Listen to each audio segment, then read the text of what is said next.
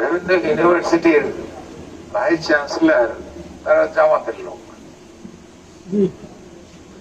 বিভিন্ন কোর্টের ম্যাজিস্ট্রেট বা হাইকোর্টের জাস্টিস নতুন যারা যাচ্ছে সব জামাতের লোক।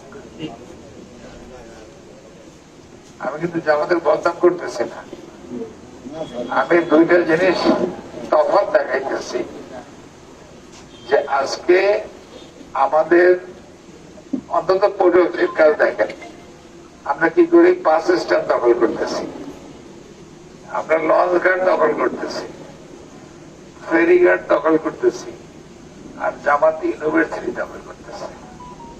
তফাৎ দেখছেন? খালি নেতা হইলেই হবে না, নেতার কোয়ালিটি থাকতে হবে। যদি নেতা মনে করে যে চাঁদাবাজি করাই তার কাজ, দখলবাজি করাই তার কাজ, তাহলে আমাদের কাজ নেতৃত্ব থেকে কখন